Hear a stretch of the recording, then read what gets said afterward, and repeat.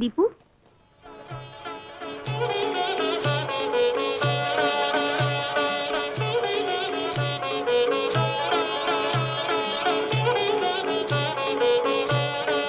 কি চিনতে পারছো না?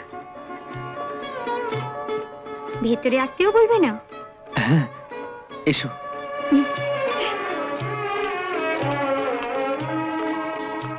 বসি? বসো।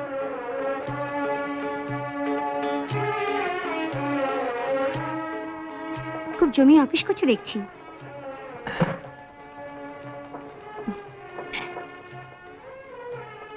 কাল সন্ধ্যেবেলা কি করছো?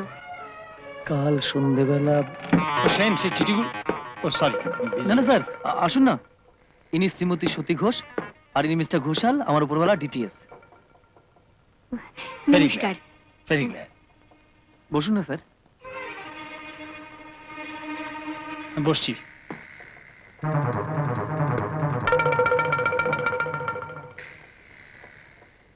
আপনার যিনি স্বামী, আপনাকে যিনি স্ত্রী হিসেবে পেয়েছেন, আমি তার সৌভাগ্যকে কি বলে ঈর্ষা করি মিসেস ঘোষ। আপনি স্যার, বড় সাহেব আপনাকে এক্ষুনি একবার ডাকছেন। এখন সব সময় ডাকে। আমি এখনই এসে আপনাকে আমার চেম্বার দেখাতে নিয়ে যাব। পাশেই চেম্বার। আমি এক্ষুনি আসছি।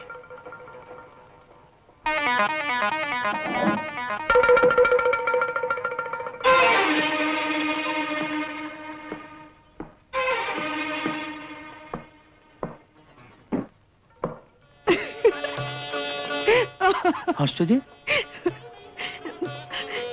ভদ্রলোক যেন কেমনই। আচ্ছা দীপু, আমি এখন পালাবো। কাল সন্ধ্যেবেলা তোমার আমার শ্বশুর বাড়িতে নিমন্ত্রণ। নেমন্তন্ন?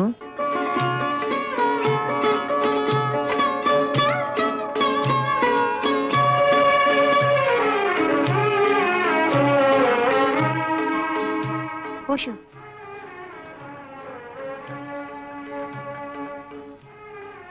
এত আয়োজন করেছো আমার জন্য?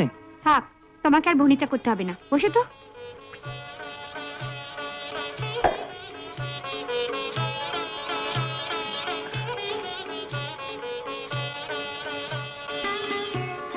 তোমরা খুব সুখে আছো না সতী? খাবার ঠান্ডা হয়ে যাবে, খাও তো। তোমার শাশুড়ি কেমন লোক গো? খুব ভালো। বৌমা কোথায়?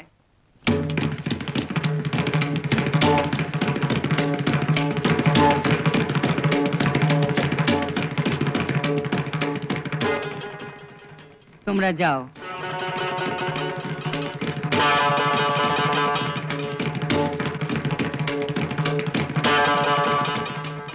ওকে। ও দীপঙ্কর। কে? দীপঙ্কর কে? ও দীপু, আমরা কালীঘাটে একই বাড়িতে ভাড়া থাকতাম। জানো সত্যি হলো কি? ও, তুমি ব্যস্ত? ঠিক আছে, আমি পরে বলবো। না, তা বেশ, সময় সুযোগ বুঝে এই পুরনো বন্ধুটিকে খালি বাড়িতে ডেকে এনেছো তো? আজ ওর জন্মদিন। যার তার জন্মদিন করবার জন্য কি তোমাকে ঘোষ বাড়ি বউ করে আনা হয়েছে? না না, আসলে আমি বসবার ঘরে অপেক্ষা করছি, তোমার সঙ্গে আমার কথা আছে। সতী, আমি তাহলে যাই। না, তোমার জন্মদিনে আমি তোমাকে নিমন্ত্রণ করে এনেছি। তোমার মুখে খাবার না রুচলো, তোমাকে খেয়ে যেতেই হবে। সতী, নইলে আমি কিন্তু তোমার চোখের সামনে বিষ খেয়ে মরবো। সতী শোনো, আমি না, বসো, খাও। বাতাসির মা, বাতাসির মা। কি বৌদিমণি? এনার খাওয়া হয়ে গেলে এনাকে আমার ঘরে নিয়ে গিয়ে বসাবি। তুমি যাবে না কিন্তু, খাও।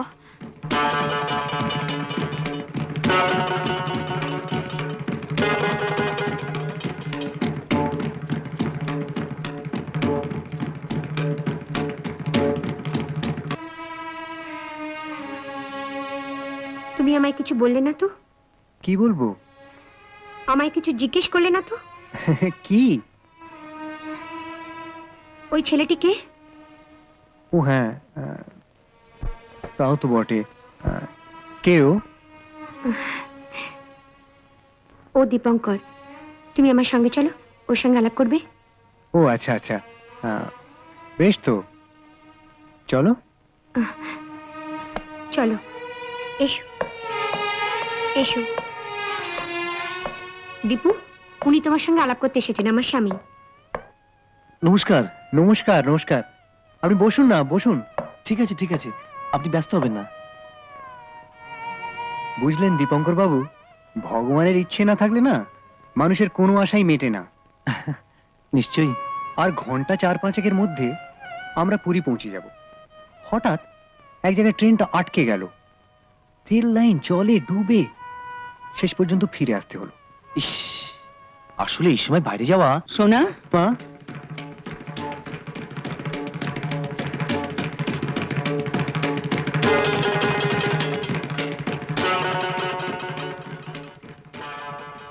এ কি, তুমি এখনো যাওনি? আমি ওকে যেতে দিইনি। কেন? আমি আমি এক্ষুনি চলে যাচ্ছি। আরে দীপঙ্কর বাবু, আপনার সঙ্গে তো ভালো করে আলাপই করা হলো না। ওকে আর আটকে রেখো না সোনা, ওকে যেতে দাও।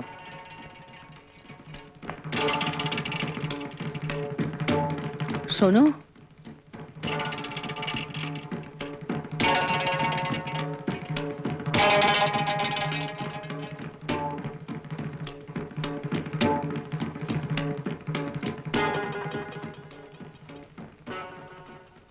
দেখো বাপু, আমি মরছি আমার নিজের জ্বালায়, তুমি আর এর মধ্যে এসে আমার জ্বালা বাড়িও না।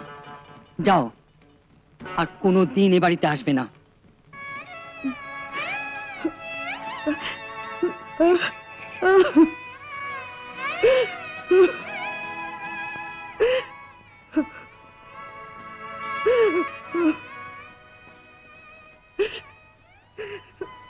এরপর থেকে এই বাড়ির বাইরে বেরোনো তো দূরের কথা, কাউকে চিঠি লেখা, টেলিফোন করা, সব তোমার বন্ধ। দেখি তুমি কি করো।